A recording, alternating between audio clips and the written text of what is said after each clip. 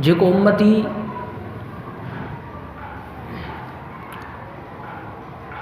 हुजूर सल्लल्लाहु अलैहि वालैहि सां सच्ची मोहब्बत ऐं सच्ची निस्बत जोड़े थो, वो हिन कायनात जो खुश नसीब इंसान आहे। आका करीम अलैहिस्सलातु वस्सलाम जी मोहब्बत ऐं उल्फत उम्मतीअ जे लाइ लाज़िम आहे। इहा छो ऐं केतिरी लाज़िम आहे, अंदाज़ो ख़ुदि पाण लॻायो। अल्लाह पाक जो हुजूर में दुआ है त आका करीम अलैहिस्सलातु वस्सलाम जी सच्ची मोहब्बत हुजूर जे हर उम्मतीअ खे नसीब फरमाए। त सामईन मारस पे कयूं त केतिरा ई मेवा आहिनि जेको हारी ऐं उहो फसल मौसम जो मोहताज हूंदो आहे। मौसम थिए तो उहो मेवो बि थिए ऐं हारी जी महिनत बि सजाई थिए। अगरि अचूं ईमान ते त निमाज़ हिकु फल आहे, निमाज़ हिकु फल आहे, इन खे करण वारो हारी बानो हूंदो आहे। रोज़ो हिकु फल आहे, मेवो आहे, हिकु फसल आहे, करण वारो हारी बानो हूंदो आहे। ज़कात हिकु फल आहे, हिकु मेवो आहे, हिकु फसल आहे, करण वारो हारी आहे, उहो बानो हूंदो आहे ऐं उनजे करण खां सवाइ को चारो बि न हूंदो आहे। हारी अगरि फसल न कनि त मुल्क तबाह थी वञनि। त मारस पे कयूं त इहो फल नेकी नेक अमल सभु फल आहिनि, सभु मेवा आहिनि, इन्हनि जो करणु ज़रूरी आहे। अगरि न कयूं त अज़ाब अची वञनि। जहिड़े तरीक़े सां क़ुरान मजीद में वाक़ियात केतिरियूं ई क़ौमूं हलाक थी वियूं। हज़रत लूत अलैहिस्सलाम जी क़ौम, हत्ता के केतिरनि नबियनि जे क़ौमुनि जा नाला वरिता वञनि, उन समूरनि क़ौमुनि जे मथां अज़ाब आया, कंहिंजे मथां पथरनि जा मींहं नाज़िल थिया। यानी मुख़्तलिफ़ अज़ाब अॻिन क़ौमुनि जे मथां आया। उन्हनि जो सबबु छा हो? उन्हनि क़ौमुनि खे अल्लाह पाक जे नबियनि दर्स ॾिनो इन फसल जो जेको आउं अर्ज़ु करे रहियो आहियां त नेक अमल कयो, नेकी कयो, इबादत कयो, हिकु अल्लाह रब्बुल आलमीन जी बंदगी कयो। उन्हनि इन फसल पोखण खां इनकार कयो। बाक़ी खाइण पीअण, ऐश इशरत, लिबास, अयाशी करण, घुमण, सभु कुझु उन्हनि में हुयो। अल्लाह तबारक व तआला नतीजतन उन्हनि जे मथां अज़ाब नाज़िल कया।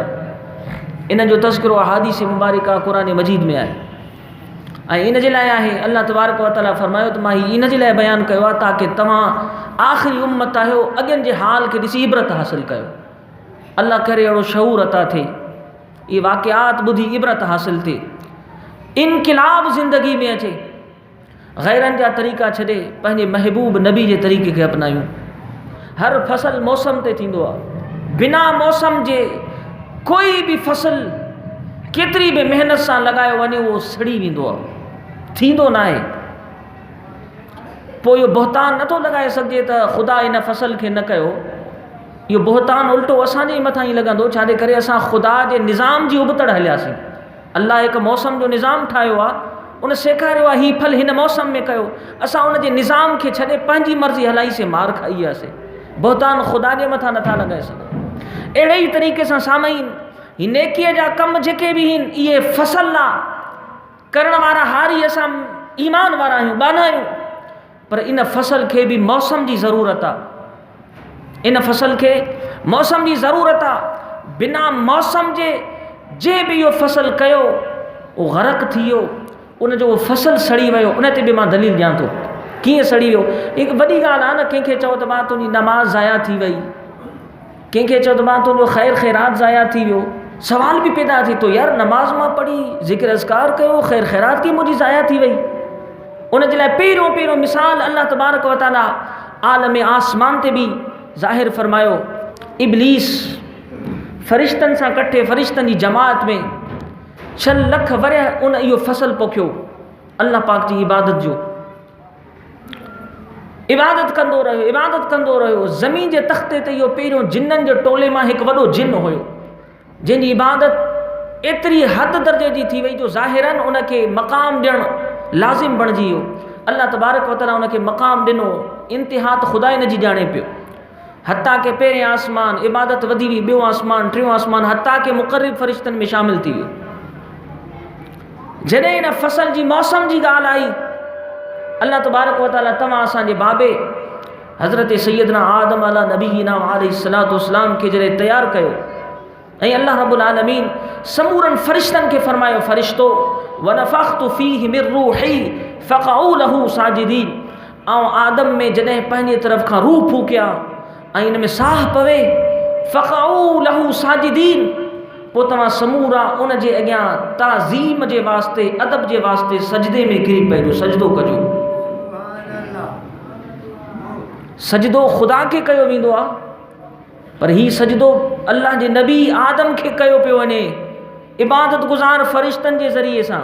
त समूरा फ़रिश्ता हज़रत सैयदना आदम अलैहिस्सलाम जे अॻियां जॾहिं उन में रूह पियो त सजदे में विया, हिकिड़ो बीह रहियो। अल्लाह तबारक व तआला उन खां पुछा फ़रमाई, तूं इनखे सजदो छो न कयो? त उन रिप्लाई में जवाबु ॾिनो, क़ाल अना ख़ैरुम मिन्हु ख़लक़तनी मिन नार व ख़लक़तहू मिन तीन। उनजो ऐब ज़ाहिर कयो, चई हे मिट्टी जो ठहियल, मां पाकीज़ा हिकु बाह जो ठहियल आहे, मां इन खां बहितर, मां हिन जे अॻियां न झुकंदुसि। कंहिंखे चई अल्लाह जी ज़ात बरकात खे, कंहिं चयो कंहिं ज़ानी कंहिं शराबी न चयो, उहो इबादत गुज़ारो, 6 लख वरिया उन इबादत कई, ज़मीन जे चपे चपे ते उन इबादत कई। हाणे इहा मारस आख़िरी जुमलनि ते, आख़िरी लफ़्ज़नि ते अचां पियो मिसाल ॾेई क़ुरान मजीद जो। उन केतिरो फसल इहो तयारु कयो हूंदो, ज़िक्र जो, इबादत जो, बंदगी जो, एतिरो फसल उन पोखियो जो उन जो मक़ाम मर्तबो वञी फ़रिश्तनि ताईं पहुतो, फ़रिश्तनि जी जमायत में रहणु शुरू थी वियो।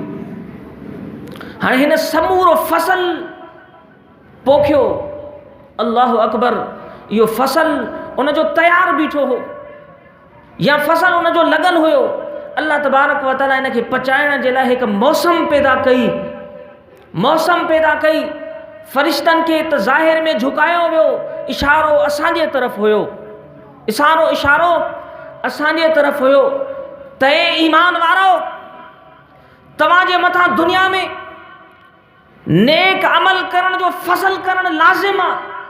अगर इनकार कंदो त अज़ाब अची वेंदो, लाज़िम आहे। इहो हिकु फसल आहे, दुनिया में मोकिलियांव थो, पोखींदा वञो, मौत खां पोइ लुणंदो, जन्नत जी सूरत में, जन्नत जे आसाइशुनि जी सूरत में, नेमतुनि जी सूरत में इन फसल जो फ़ाइदो वठंदो।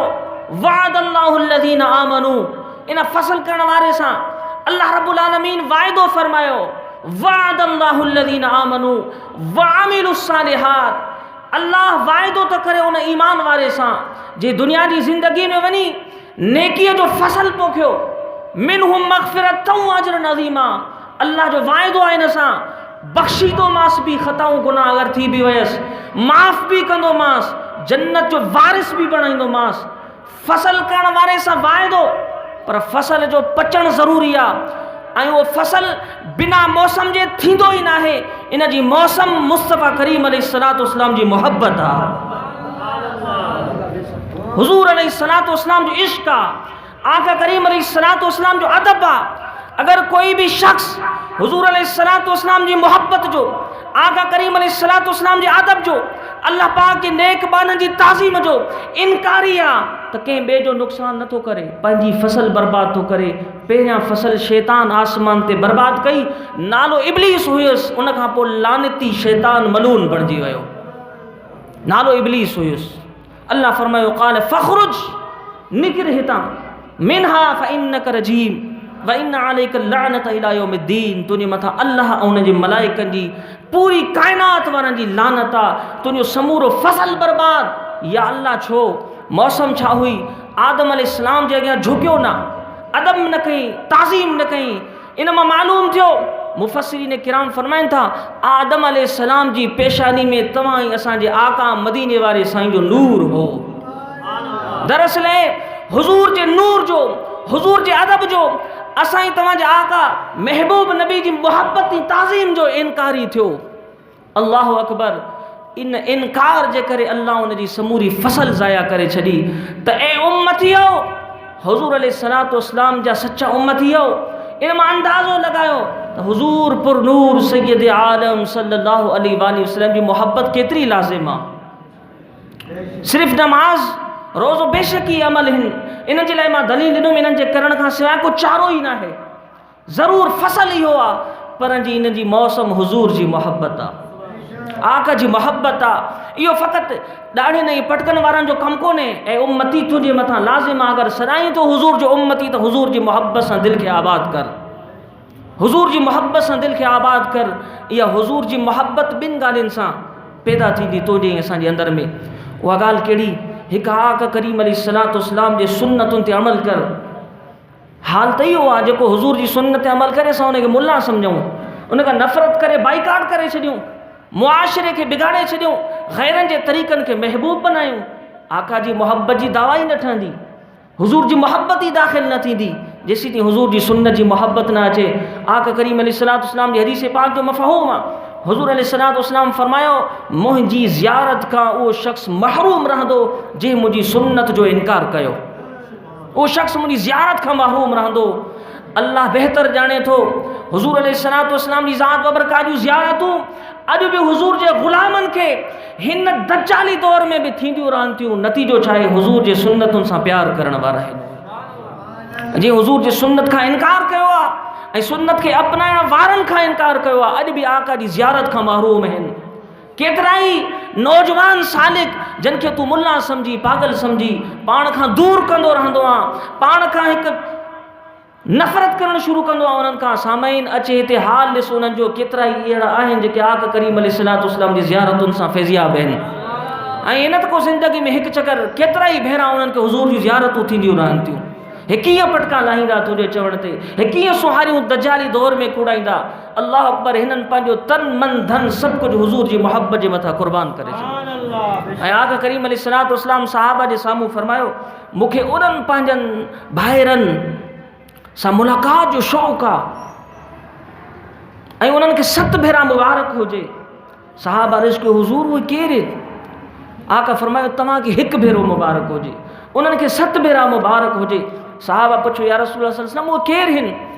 आका करीम अलैहिस्सलाम फरमायो, तव्हां खां बाद में ईंदा, तव्हां मूंखे ॾिसी ईमान आंदो आहे, हो मूंखे ॾिसंदा बि कोन, अनॾिठे इश्क कंदा, बिना ॾिसण जे मोहब्बत कंदा।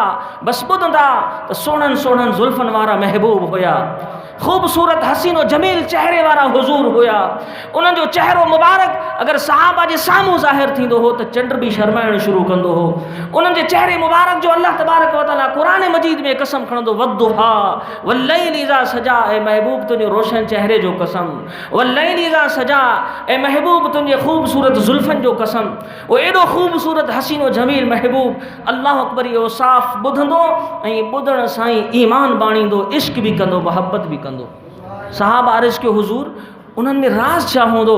आका करीम अलैहिस्सलाम फरमायो, उन जे ईमान जो राज़ ही हूंदो, उन्हनि मज़ा हर ॾींहुं हसरत कंदो, लौरानी बिअहलिही व मालिही, ऐं महबूब अगरि असांजे माल जे एवज़, अगरि असांजी दौलत जे एवज़, अगरि असांजी जान जे एवज़, असांजे घर बार बचन जे एवज़, ऐं हुजूर 1 भेरो तव्हांजी ज़ियारत थी वञे त सभु कुझु तव्हांजी ज़ियारत जे मथां क़ुर्बान करे छॾियो।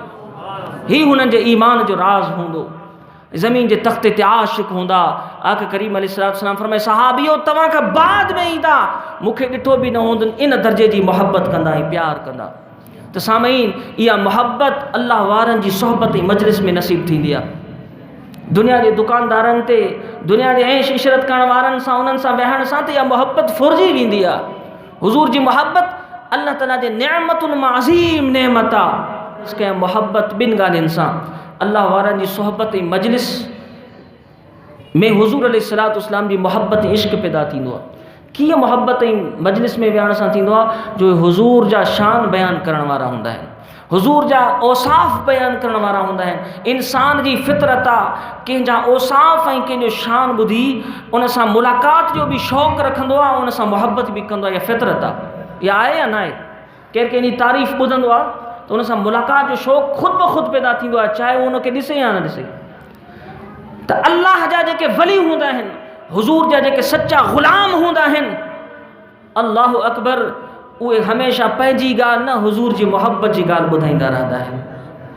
पोइ ॻाल्हियूं ॿुधंदे ॿुधंदे उम्मती तुंहिंजी दिलि हुज़ूर जी मुहबत सां चमकणु शुरू कंदी आहे। ऐं नंबर 2, आका करीम अलैहिस्सलाम सां जे मथां कसरत सां दुरूद शरीफ़ पढ़ण सां, सलातो सलाम पढ़ण सां आका करीम अलैहिस्सलाम जी मुहब्बत इश्क पैदा थींदो आहे। त सामईन, अला हाज़ल कलाम, समूरे कलाम जो ख़ुलासो आका करीम अलैहिस्सलाम जी मुहब्बत आहे। ऐं इन हद ताईं लाज़िम आहे जो इहा तमामु अमलनि जी मौसम आहे, जंहिंजी ज़मीन, जंहिंजो फसल बिना मौसम जो हूंदो, उनजे जलण जा, उनजे सड़ण जा इम्कान ज़्यादा हूंदा आहिनि।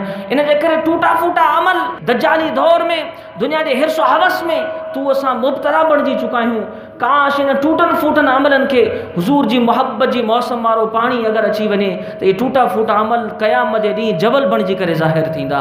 इंशाअल्लाह तो असांजी बख़्शिश जो सबबु बणिजंदा। अल्लाह पाक जो हुज़ूर में दुआ है अमल करण जी तौफ़ीक़ अता फरमाए। मज़ीद वीडियोज़ के लिए हमारा यूट्यूब चैनल सब्सक्राइब करें और बेल आइकन पर क्लिक करें।